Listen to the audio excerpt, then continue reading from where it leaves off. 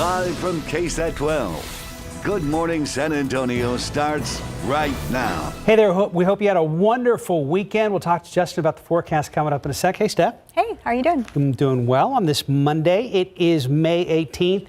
Smart cookie alert. We've got another kid here that is doing amazing things during the pandemic. He's actually a homeschooled 12-year-old who has designed a device. What turned out he to do it for mom and dad, right? Yes, and that's what's cool. And again, 12 years old, and he came up with a device. It's called the Safe Touch Pro, and this is so he noticed his parents were fumbling around with their sleeves whenever they wanted to open that door. So he designed a hook-line tool and perfected the prototype on his 3D printer. That's right. His name is Mizan Rupan Tompkins, and this Safe Touch Pro thing has the ability to punch numbers on keypads or whenever you're at an ATM, cash register, or gas stations. He goes, I really made it for my parents, and now it's helping everybody. He admits he's not the first to dream up the device, but he did his market research and provided a significant upgrade. It's pretty neat. You were watching the video of them opening the door and then at the gas pump. I thought that was a pretty neat device, and it was really cool that he designed it. Oh, and then it's $14.99.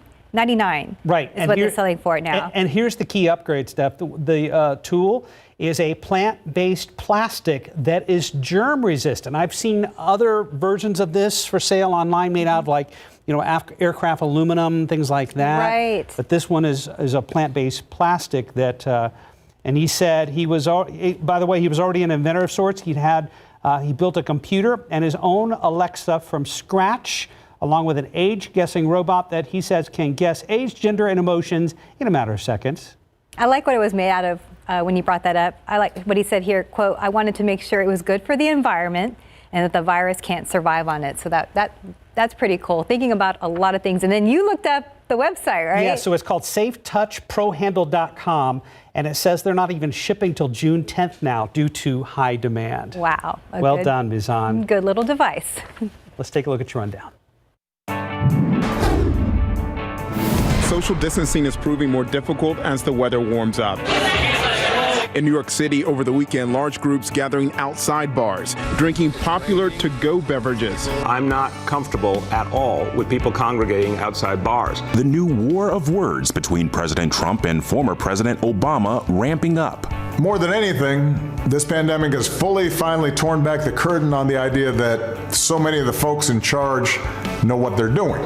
Look, he was an incompetent president. That's all I can say. Police in Colorado say the husband of a missing mother is cooperating in their urgent search to find her. Suzanne Morphew hasn't been seen since last Sunday. Today marks the 40th anniversary of the eruption of Mount St. Helens. The blast on May 18th, 1980 killed 57 people and did more than $1 billion worth of damage.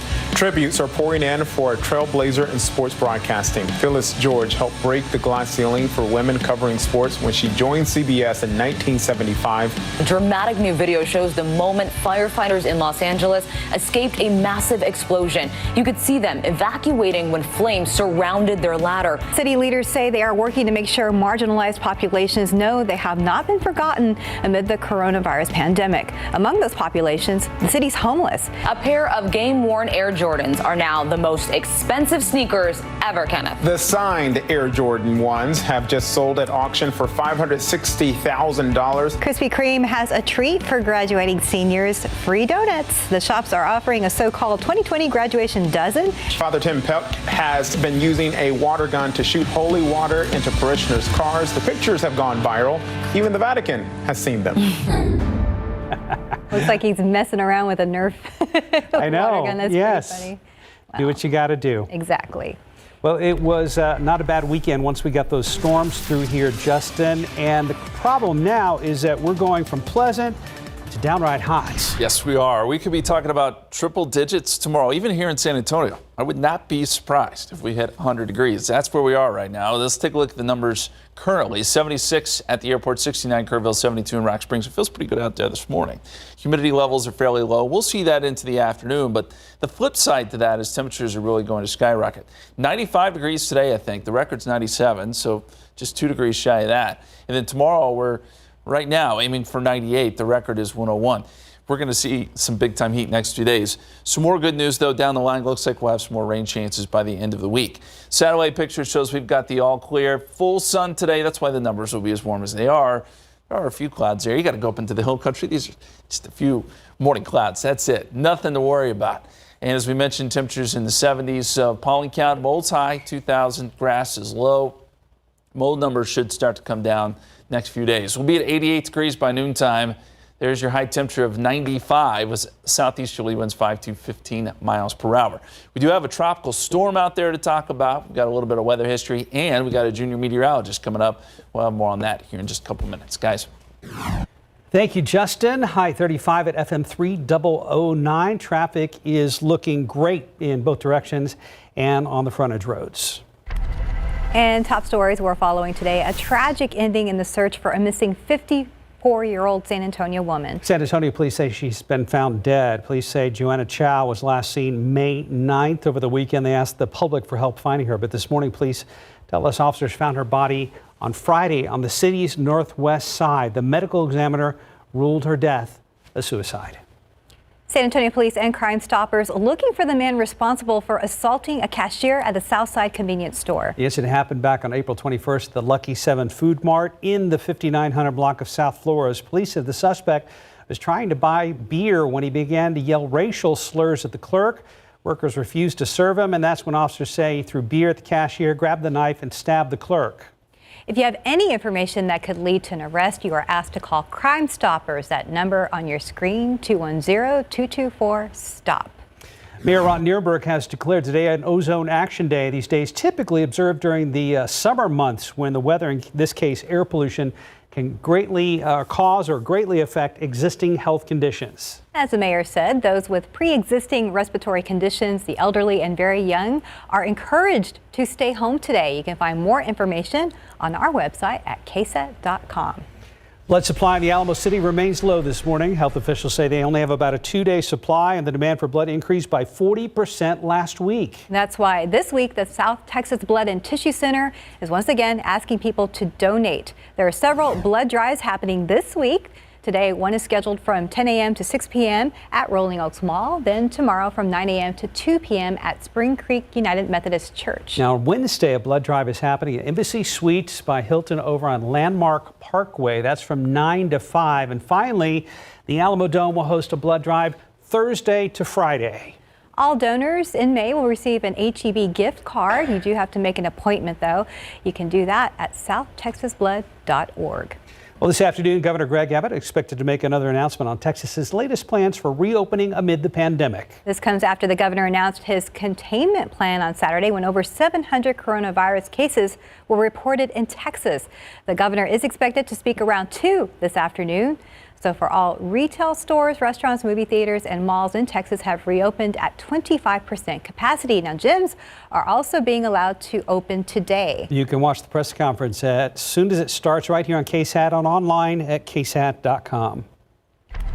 In your morning headlines, a deadly plane crash in Canada killing one of their elite pilots. An SUV out of control, illustrating that timing is everything. And our fun video of the day, penguins meet Monet. Good morning, David Sears. You guys are going to like this. You like penguins? Yes. Love penguins. You're going to love this video. We're just going to let this video roll, too, because this is kind of funny. Get you in that mood today. It's a Monday. Hey, while Texas is about to take another step in the reopening process with gyms and workout facilities opening doors, just told you about that, and we'll have more on that in a few minutes. President Donald Trump meeting with leaders of the restaurant industry today to get a better idea of how they're going to be hit by the coronavirus. Chefs, executives, the Independent Restaurant Coalition will be sitting down for a roundtable discussion with the president. You know, restaurant owners here are going to be interested in that discussion and in Governor Greg Abbott's announcement. As you heard us mention a few minutes ago, that announcement taking place today at 2 live here on KSAT 12. They'll be listening to see if and when he expands that capacity from 25%. Tragedy in the skies over Canada yesterday. A member of the elite flying squadron, the 431st Air Demonstration, was killed after the plane crashed into a neighborhood. This is video of 2 of the aircraft taken off, and then you can see one of the planes spinning and then nosediving towards the ground, and what appears to be a couple of small explosions. That would be the pilot ejecting as the plane crashed into a neighborhood. You can see a parachute and rescue workers on the roof of a house coming up here in just a second. We got that picture for you. That's the woman who was killed a few houses down from where the plane crashed. Now, an eyewitness told a news organization that he saw the parachute about 20 feet above the house and it was not fully deployed. Captain Jennifer Casey, the pilot there, killed in the crash. She was a former journalist who had joined the Snowbirds back in 2018.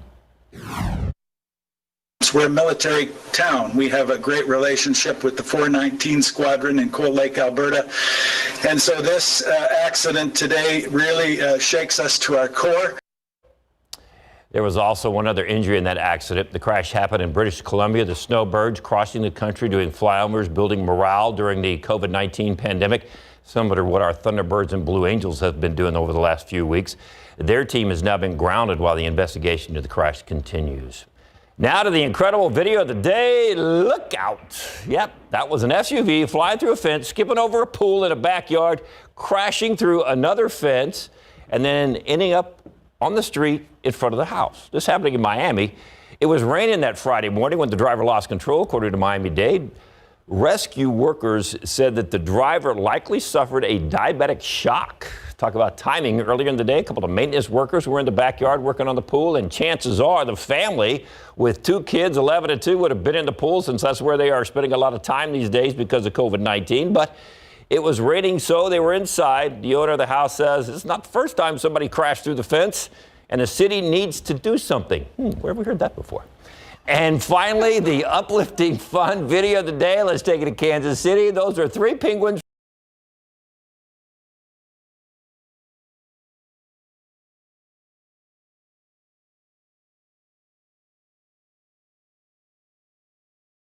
The humans, but not the animals. So the museum thought it would be cool just to host the penguins and let them enjoy some famous artwork. They really seemed to like Caravaggio more than they did Monet. Just hold on to this video. Just look at these penguins. It's literally like they're soaking in the art. They look like they're looking at the. I love the one camera shot of the one penguin walking by the work and then just kind of casually glancing at it. I saw that. Kind of like that, but not really. Uh-huh. It's just fantastic. Well, they're already. You know what? They're dressed for the museum. I was going to say, they're already in formal wear. Why not go to a fancy art museum? Why not walking around with like a glass of champagne or something, enjoing the. I know, that's all we're missing. Tucks and tails. There you go. That's the shot you're talking about. I got like that. It's all right. It's not that great. Yeah, I don't know what the guy was thinking when he did that. Well, maybe the Impressionists didn't make a good impression after all. All right, thank you, David. If that doesn't put a smile on your face, what will? Right. So. Thank you, David. All right. 9:10 right now, 76 degrees, still ahead on GMSA at 9. From singing on the subway to winning the latest season of American Idol, we're going to take a look at the heartwarming story of Just Sam and hear what her plans are after winning the show. President Trump announces Operation Warp Speed, an effort to find a safe, effective coronavirus vaccine. CNN's Daryl Forges is live to tell us when the president says a vaccine could be ready later in the newscast. It is a big day for gyms and for fitness lovers. Good morning, I'm Max Massey. We're going to take you into a gym that is reopening, give you an inside look on what you should expect when you come. We'll see you after the break. Thank you, Max. And the stock market in positive territory on this Monday. That's a great sign. It's up 680 points at 24,364.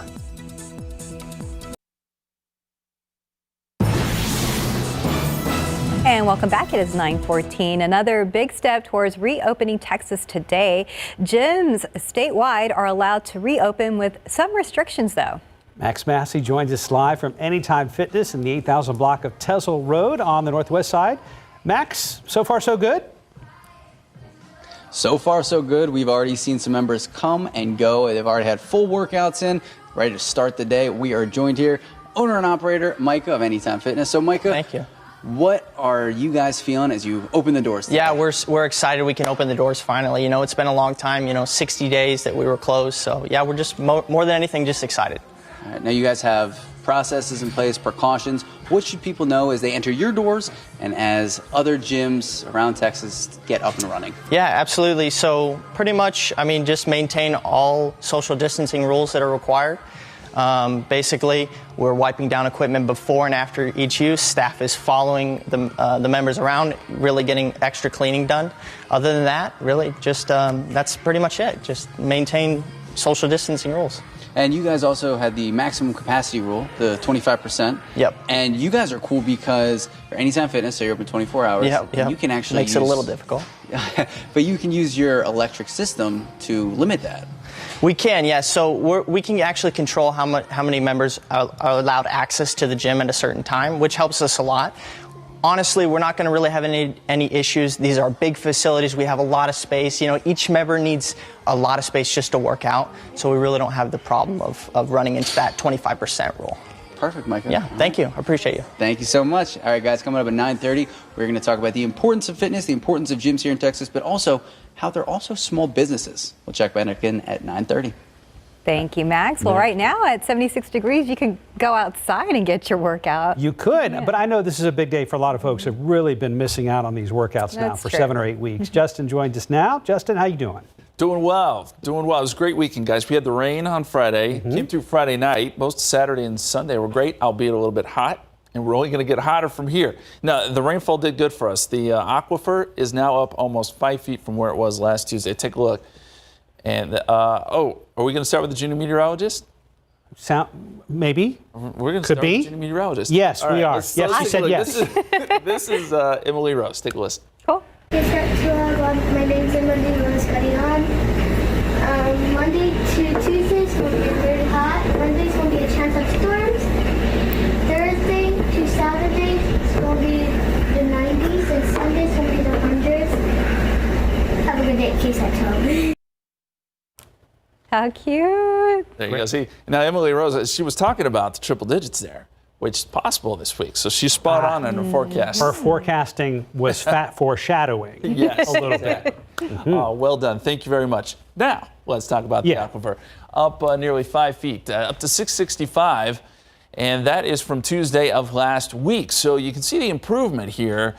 Now, that's not to say we're not going to drop off again, because I think we're moving into more of maybe a bit of a dry period, but this is good. This held us or kept us away from those stage 1 restrictions, or it will keep us away at least for a little while, I think. Outside right now, we've got clear skies, 76 degrees. Dew point is at 66, so that's a little elevated, but not as bad as it could be. Calm winds and no cloud cover. We're not really seeing much in the way of clouds. There were a few out in the hill country a little bit earlier, but no big deal. 75 Bernie Stage, 73 in Seguin, 76 right now. Pleasanton, 75 in Hondo, 79 Carrizo Springs, 79 in Cotulla. Everybody's really starting to warm up at this point. And there's a look at the dew points. We do have some places looking at dew points in the 70s, but these should fall off. And I'm not thinking we're going to see a big heat index this afternoon, because these dew points should slip down into the low 60s. As far as rain goes, well, obviously there's none here right now, but as we zoom out some, you'll see that it's pretty active across the country, just not in the middle part of the country. You got showers and storms in the Great Lakes extending down into Florida, and the more unsettled weather out west. This is what we call an omega block. So you got the ridge in the middle and then lows on either side, flanked on either side. And a lot of times this flow can kind of lock into place and not really move. I do think it's going to move in the coming days, but next 2 or 3 days, this ridge of high pressure is going to be over top of us, and that means heat. That is the bottom line here. And it starts to push east by tomorrow. I think tomorrow is probably our hottest day with this ridge right over top of us. And then it does start to break down a little bit Wednesday and Thursday. And in fact, we get a little disturbance that works in Thursday. And my hope is that that kicks off some showers and storms, and maybe we'll get a little bit more rain. In the meantime, though, high temperatures today up around 95 degrees here in town. We will see some triple digits, I think, down around Carrizo Springs. And then tomorrow afternoon, even hotter. We're talking 105 in Del Rio, 101 in Uvalde, 98 here in San Antonio. The record tomorrow is 101. I don't think we'll get there, but could we see 99, maybe 100 here in town? Yeah, it's possible. And as we look at the radar and satellite, I want to show you this. This is Tropical Storm Arthur, our first named storm of the Atlantic season. And he is producing a little bit of wind and rain there in North Carolina. Good news is it moves away from land and really weakens quite a bit. Winds will drop down to about 50 miles per hour, eventually 30 miles per hour as it moves away. Forecast for today, 95 and hot, southeasterly winds 5 to 15. 98 tomorrow, 97 on Wednesday, and then our rain chances do kick back in, at least some slight rain chances. Thursday afternoon, another chance Friday, and maybe even into the weekend we could see some isolated stuff, and thankfully that brings temperatures down a little bit too, guys. Yes, that is good news. Thank you, Justin. Right now it's 9:20, 76 degrees. And still ahead on GMSA. American Idol has crowned a new winner, a young woman whose story touched the hearts of millions across the country ever since her audition. We're going to hear from Just Sam next. Just like everything else right now, the latest season of American Idol was forced to make some changes amid the coronavirus pandemic, but the show must go on. And last night, the show crowned a new winner virtually. So from performing on the subway to taking home the big prize, ABC's George Pinocchio shares the story of Just Sam. It started with thousands. Eventually, it got down to 40, then 20, 11, 7, 5, 2, and then Just Sam. From Harlem to Hollywood, and now maybe the world. Just Sam. Congratulations, Sam, you did it! Over the course of many weeks, Just Sam shared her story of a life with many struggles, but one filled with the love of her grandmother. Do not let your stories stop you from your dreams, because look at where I am today. And when it comes to her story, Just Sam says there is more to tell. Because I feel like some of the things that I've been through are things that people don't like to talk about. And I want people to know that they should be able to talk about those things that hurt them. It is a great example of the American dream and just so proud. I mean, like she was singing on a subway. She'll never have to sing on a subway again when she wants to. Sam has always been my heart, but in reality, I didn't quite know what America was going to do. She's just a very endearing girl that that's you want to root for her. Yeah, you want to root for her. She's very, very talented. Just Sam feels like she's standing at the top of the world, and she can't wait to bring you what she said before. More of the authenticity that they see in me, more of the voice that they heard. I just want to offer more of Just Sam. Just Sam told me she can't quite put into words yet what this all means, but she is looking for some synonyms to the word grateful. In Los Angeles, George Pinocchio for ABC News. Admittedly, I haven't kept up with Idol this season, but I'm happy for it, and I can't wait to hear more. Congrats. Yeah, great story. 9:26, 76 degrees. There's more ahead on GMSA at 9. As states across the U.S. start to reopen, so do many sporting leagues, from car races to baseball and football. David and RJ are going to join us to discuss weekend sports. So top officials say pre-existing health conditions are to blame for the coronavirus death toll in the U.S. CNN's Daryl Forge is live with the latest next. And as we head to break, here a quick check of the roads. I-35 looking pretty good. We'll be right back. And welcome back. It's 9:30. The number of new coronavirus cases reported each day across the U.S. is going down in 28 states. That's according to numbers compiled by Johns Hopkins University. Health experts say the key aspect in fighting the pandemic is finding a safe and effective vaccine. To aid in that effort, President Trump announced Operation Warp Speed. CNN's Daryl Forges joins us live from Atlanta this morning. Daryl, when does the president think we could see a viable vaccine? Well, Mark and Leslie, good morning to both of you. As of right now, the president says that he's confident there could be a vaccine as early as the end of this year. Some good news on that front, though. One biotech company named Moderna is now moving towards phase 2 of their process of trying to get a COVID-19 vaccine. They just passed the first phase, which is a big start and some big news there.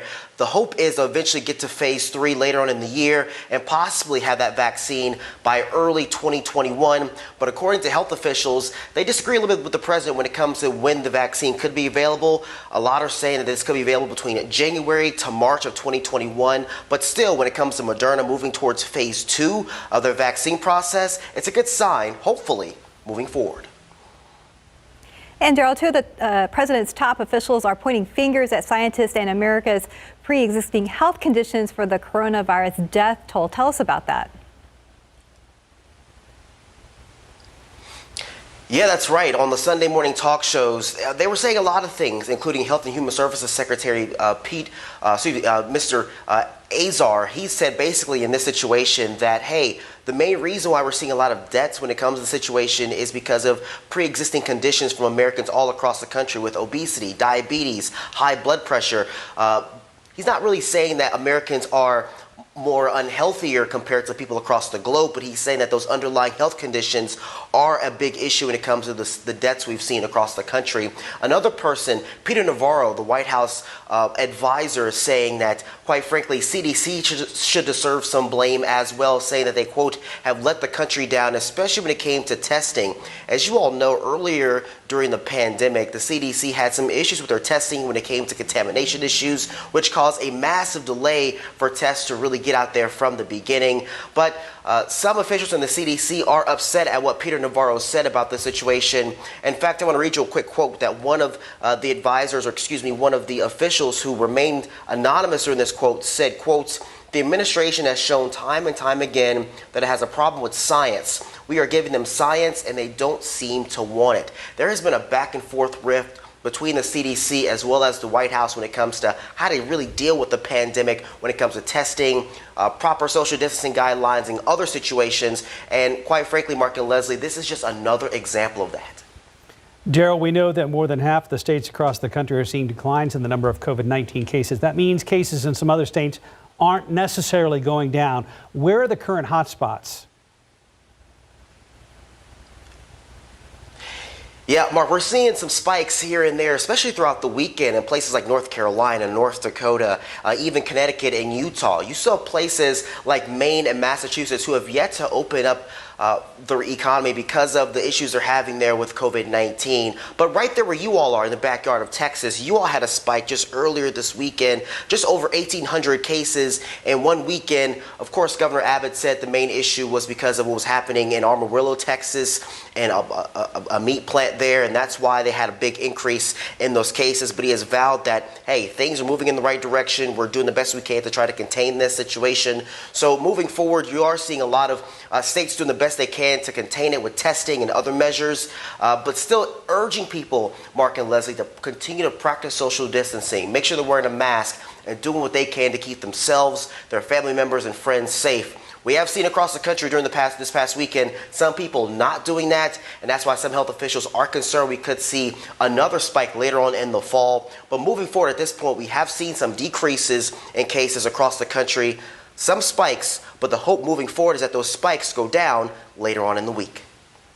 All right, thank you, Daryl Forges, reporting live from Atlanta. Thanks, Daryl. Outside with Live Cam back here at home on your Monday.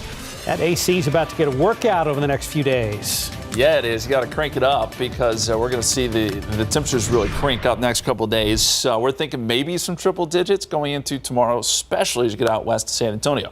Now, we got this COVID thing to worry about. We also got an air quality issue today, at least a little one. Let's take a look at the air quality unhealthy, I think, this afternoon. So we have the Ozone Action Day, just added levels of ozone. If you have asthma or anything like that, if you're sensitive, it could cause you some problems. And so that's why we pointed out there. Meantime, if you're going running, well, this is an issue too because it's going to be hot. I would say you got maybe 2 more hours before temperatures really get too warm really to be out there, especially a little bit later this afternoon. We're thinking mid-90s. So make sure you get that run in this morning. Temperature-wise, right now, 75 Boulevardy, 77 New Braunfels, 76 Rio Medina. Forecast for today up to 88 by noontime, 95 for high with sunny skies this afternoon. Guys. TransGuide, let's see, I-10 Bernie Stage Road, no problems, 35 at 11:03. Also looking just dandy at 9:35 a.m.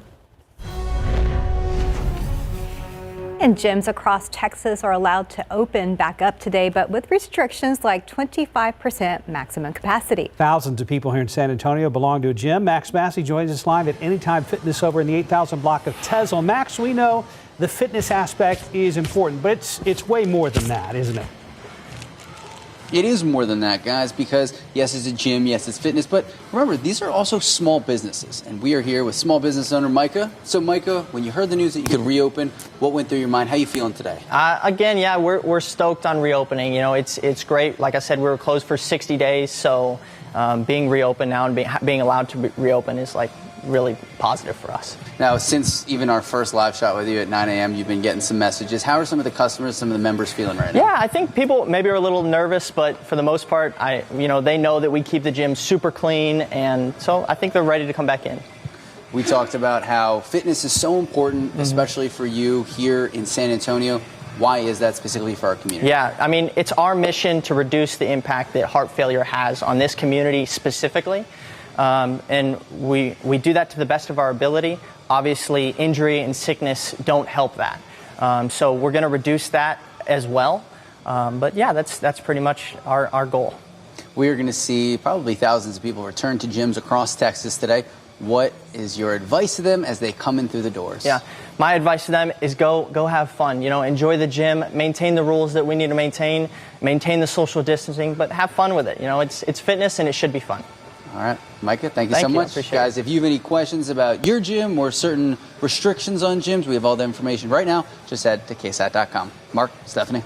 All right, Max Massey about to work out over there at Anytime Fitness on Tesla. Thanks, Max. Thanks, Max. And belated happy birthday, Max. Thanks, guys. Thanks. Cool.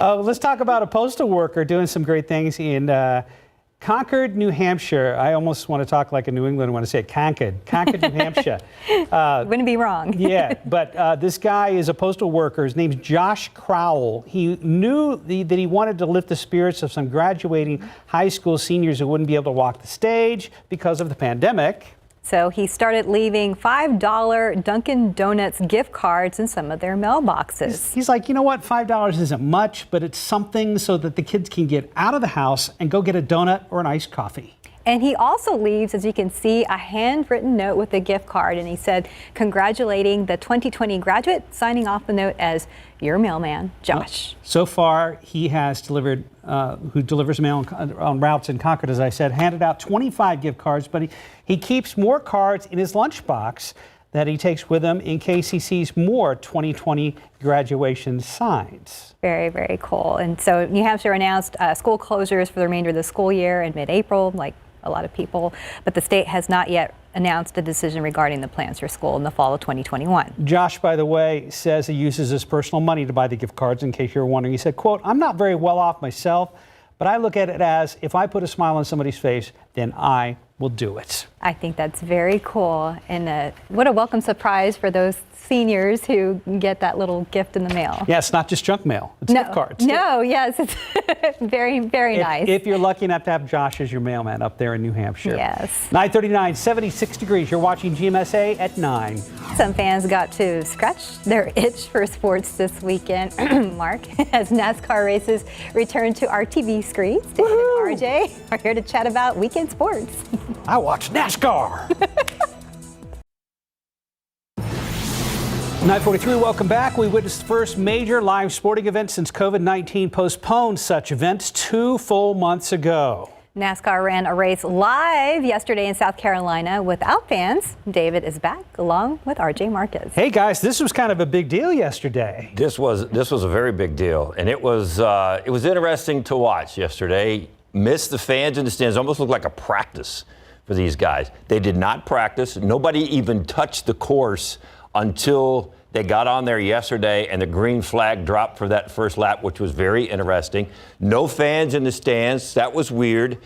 The announcers weren't even at the track, but I give them a lot of credit. They made it sound like they were right there because you could hear the noise of the cars going by, those microphones, and it was pleasure. I don't know the last time I watched an entire race from NASCAR, from the green flag to the checkered flag, but I watched it yesterday. But you did. What's your takeaway, RJ? Yeah. Definitely a different experience.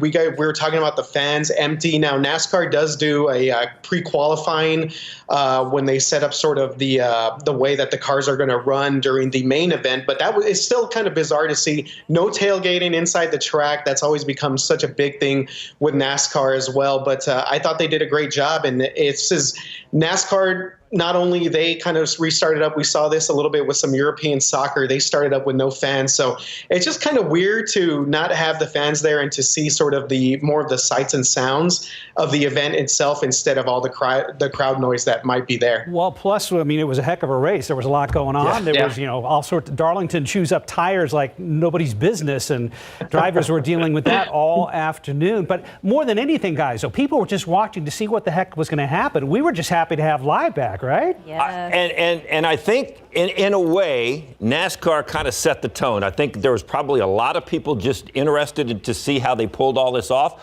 All the crew guys were wearing masks. The drivers were wearing masks before they got in their cars. Of course, NASCAR, they're not the drivers aren't in contact with anybody because they're in a car by themselves. But the crew members are all in contact with each other. They all seem to be, trying to keep their distance unless they were changing tires or whatever. But they all had their masks on, their uniforms on. So I think a lot of folks from other sports were paying very close attention to how they pulled this thing off yesterday. I think one of the biggest things, though, was no fans. But these guys' families weren't there. Right. There was nobody there but a couple of trucks and a couple of guys. That was it. It was like, wow. Yeah, empty field, the whole deal. And I think, David, you brought up a good point. The whole announcer aspect of this is done remotely, which I think I've heard that that might be the case moving ahead. A lot more studios or networks might decide to broadcast games remotely with announcers that are maybe at the station instead of at the games themselves. We only have about a minute left, guys. Let's move on to some other sports. Where are we at with some of these other pro sports?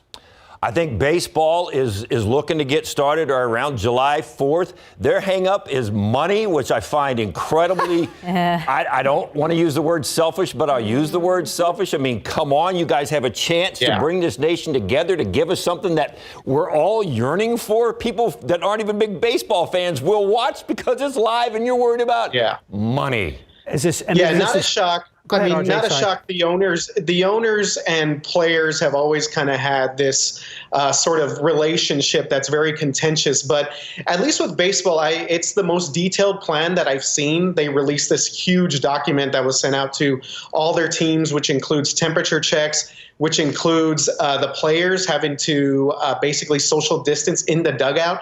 Players that are not likely to enter the game are not allowed in the dugout. So a lot of different things there that at least baseball seems to be kind of ahead in when it comes to laying out sort of the details of how these players are going to deal with the pandemic and moving ahead. Real quick, the hardest thing the baseball players are going to have to do, though, is they can't spit.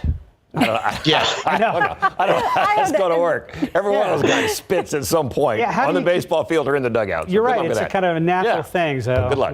We'll see some inventions there as well, I'm sure. But if they can get the money thing worked out, I mean, baseball, if you can't sit in the dugout, go sit in the stands. Nobody else is up there. So, figure this thing out. Let's go. Let's have some baseball. Come on. And the NFL is still trying to the time to do it. Yeah, the NFL is still trying to figure it out, too, as far as training facilities and such. All right, guys. David, RJ, thank you very much, gentlemen. Thank you, guys. Thanks a lot, guys. Have a good one. Bye. Thanks, you too. Justin's back now with a look at ahead to the work week. Things really getting steamy out there. And then, of course, we have a long Memorial Day weekend coming up already. Yes, maybe we get some rain as we go into Memorial Day weekend. I hope it's not a washout. It doesn't look that way right now, but maybe we'll get a little bit more rain in the forecast. Next few days, though, it's going to be hot and dry. We're going to take a look back at history today. A couple of events here. This is the anniversary of the 1902 Goliad tornado, one of Texas's deadliest, right here in our own backyard. 114 people lost their life back in 1902 when that tornado came through. And then, of course, we mentioned this earlier, this is also the anniversary of the eruption of Mount St. Helens back in 1980, which also did a ton of damage. Let's take a look at the time lapse from this morning. You see the sun came up. We had clear skies, still do. It's beautiful out there. 76 right now. Dew point is at 66 and calm winds. And no cloud cover. We're not expecting much today. 73 Comfort, 74 right now, Canyon Lake, 77 in New Braunfels, 76 in Devine, and some 80s starting to show up now. Pleasanton down to Beeville. These numbers are going to ramp up very quickly today. Dew points on the other side of this will start to come down. So we have some elevated dew points right now, but I think they dip down into the 50s this afternoon, which means we won't have much of a heat index, but of course the drier air tends to heat up a little bit more. So the air temperature will be mighty warm. Here's the setup across the country. You'll notice most of the central part of the United States is very quiet, but we've got showers and storms across the Great Lakes. Tropical storm Arthur moving in around North Carolina. That'll be moving away. And then some active weather out west. We're sort of caught in the middle where things are very quiet. This is more or less a blocking pattern where you have high pressure in the middle, and this keeps things pretty quiet. So this is going to slide east, and that's why I think temperatures will be so warm tomorrow. We'll be right under this ridge, and we could be looking at triple digits in several spots tomorrow afternoon. Meantime, the active weather stays on both of the coasts. Now, as we get into Wednesday night, Thursday, we get a little disturbance coming out of Mexico. The high breaks down just a little bit, and I think we could get some showers and storms on Thursday and Friday as we get some energy in here. But until that happens, heat's going to be the big story. 95 degrees today, 96 in Uvalde, 100 in Carrizo Springs. And look what happens tomorrow. Triple digits widespread out west, 101 in Uvalde, 105 in Del Rio, 98 here in San Antonio, but don't be surprised if we go 99, even 100 in some cases. That heat is going to crank up. 95 degrees today, southeasterly winds 5 to 15 miles per hour. Expect sunny skies and clear skies tonight. 98 tomorrow, still hot on Wednesday, 97. And then as we get into Thursday, that little disturbance rolls in, and that's when we could get some showers and storms, especially Thursday afternoon. And then again on Friday. We'll have to also watch what happens in Mexico to see if any of those storms work their way into the area during the overnight hours. We'll also have a few more chances, as I mentioned, into the weekend, but right now, just a 20% shot. We'll be right back. One of San Antonio's most skilled musicians was accepted to a top music conservatory in the nation, and he thanks the Youth Orchestra of San Antonio, or YOSA, for that accomplishment. How this great grad got to the level he's at through YOSA, I have that full story for you tomorrow on GMSA at 9. Time saver traffic, one last look right now. 35 at 3009, no problems to report out there. It looks like we've got a vehicle on the side of the road in that last shot, but it was up on the shoulder of the frontage road there at 35 and 3009. And we've already made it up to 81. We just jumped up, and we're going to be in the mid-90s this afternoon. Sunny skies, hot conditions, 98 coming up tomorrow, 97 on Wednesday. Some storm chances, some rain chances return, though, by the end of the week. Great story from our website, KSAT.com. That's right. This is local, too. So at Methodist Hospital, the nurses are going the extra mile to provide a glimpse of hope for a critically ill COVID-19 patient here. Esther's been battling the virus for over a month and first arrived at Methodist in critical condition and was put on a ventilator. So the nurses were unsure of how much mental trauma Esther had already endured in her fight against the virus, and her care team said she was discouraged initially. She was taken off the ventilator, improved. As soon as she was able to, she turned on her phone to listen to BTS. That's that boy band from South Korea. So the music made Esther smile, and the nurses said it was the happiest they'd seen her yet. But she took a turn for the worse and acted like she was giving up in her battle. So the nurses decided to create this viral TikTok video to boost Esther's spirits and hopefully rally BTS to come to her bedside, hopefully, or at least create a video or some sort of gesture to say, Esther, hang in there. Yeah, but you can see in the video they created for her to lift up her spirits, and you could see there. I had joked with Oriana, our producer, that I was going to make Mark dance like this as well. But. Yes, it says at the young age of 37, despite how ill she remains, we can't let Esther give up. It's already been shared 50,000 times and counting. Methodist is asking the community to come together, and the hashtag Encourage Esther and BTS. If you guys are watching, they'd love to hear from you. Encourage Esther. Thanks for doing that, guys. Have a good day.